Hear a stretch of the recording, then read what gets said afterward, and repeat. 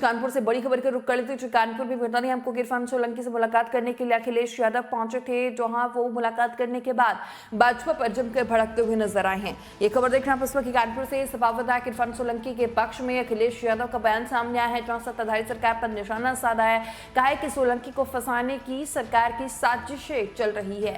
सपा विधायक इरफान सोलंकी को बांग्लादेशी नागरिक को गैर कानूनी मदद देने के मामले में गिरफ्तार किया गया।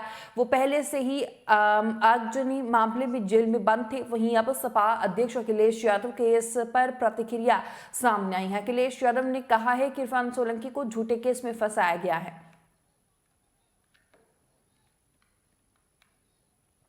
क्या राम राज्य में इसकी जगह है? क्या पुलिस तय करेगी कि क्या करना है? क्या राम राज्य में ये तय करना, पुलिस को खुली छूट देना, ये किसने अधिकार दिए हैं? न केवल बलवंत सिंह की जान, इसी तरह प्रदेश के कोने कोने में जानकारी है, हमें समय समय पे पार्टी के लोग पहुंचे, उन परिवारों से मिलने गए हैं। मैंने मांग की है कि बलवंत सिंह के परिवार को 1 करोड़ रुपए की मदद हो।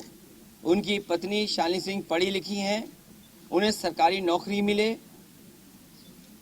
जांच वो सीबीआई चाहती हैं या सिटिंग जज, उनकी निगरानी में जांच हो, उन्हें जमीन मिले और न्याय मिले। कम से कम ऐसे दोषी लोग जेल जाएं। जब मैं उनके परिवार से मिला तो उनके परिवार ने ये कहा मुझे, वो थाने पे थे जब उनके परिवार के सदस्य की पिटाई हो रही थी, और जिन्होंने एफआईआर लिखाई थी वो भी ये कहने के लिए तैयार थे कि ये मेरा भतीजा है, इसका नाम गलत आ गया है। लेकिन पुलिस ने कोई नहीं मानी और उसके बाद उसकी जान ले ली। आज मैं इरफान विधायक समाजवादी पार्टी के उनसे मिलने आया हूं। उन्हें झूठे मुकदमों में फंसाया गया है। जमीन के मसले होते हैं। मैं कभी कभी इस बात को नहीं समझ पाता हूं कि 3 बार समाजवादी सरकार रही। अगर वो गलत काम करना चाहते थे तो उस सरकार में भी गलत काम कर सकते थे। लेकिन आखिरकार कौन सी ताकत है, कौन सी साजिश है जिसके तहत उनको सामना करना पड़ रहा है जेल जाने का?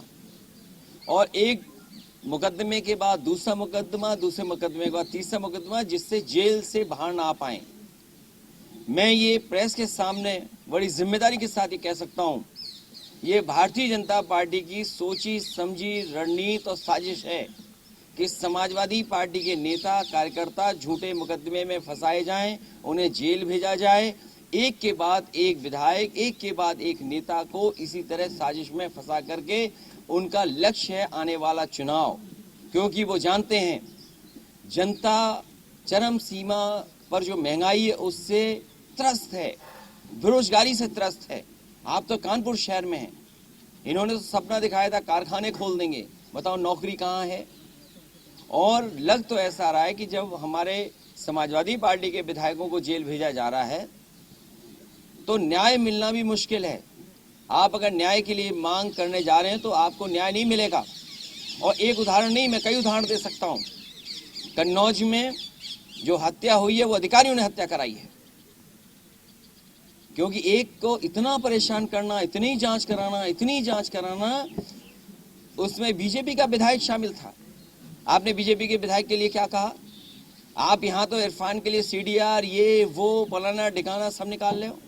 आपने कन्नौज के विधायक की सीडीआर क्यों नहीं निकाली?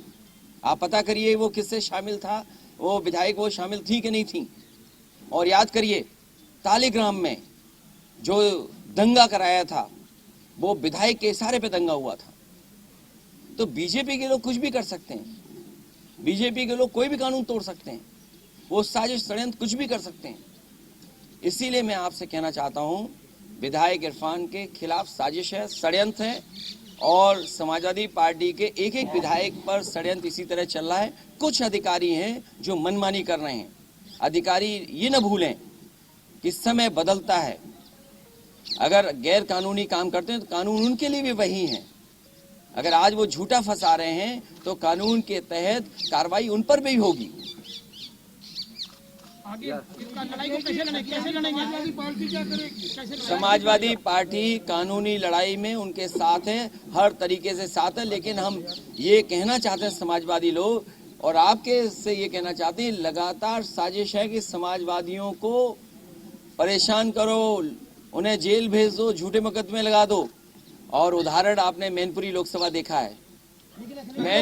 मैनपुरी लोकसभा कितनी साजिश थी, कितना पुलिस का इंतजाम था, और यहाँ तक इंतजाम किया गया कि उनके नाम के आगे क्या लिखा है, उनके नाम के आगे क्या नाम लिखा है, उस तरह सूची बनी। लेकिन जनता ने अंतोगत्वा क्या फैसला लिया? जनता ने यही फैसला लिया कि भारतीय जनता पार्टी को बुरी तरह हरा दिया, क्योंकि आज समाजवादी पार्टी के साथ हर वर्ग के लोग हैं। भारतीय जनता पार्टी ये नहीं चाहती है कि महंगाई पे बात हो, जीएसटी पे जिस तरीके से छापे मारे जा रहे थे, ये हमारे व्यापारी साथी याद रखें, ये केवल चुनाव जो नगर निकाय का आने वाला है इसलिए छापे रुके हुए हैं। लेकिन जैसे ही चुनाव खत्म होगा, ये भारतीय जनता पार्टी चुन चुन करके एक एक व्यापारी को जीएसटी से परेशान करवाएगी, छापा करवाएगी। फेसबुक और यूट्यूब के बाद अब आपका पसंदीदा चैनल न्यूज़ 18 डेली हंट पर भी फॉलो करें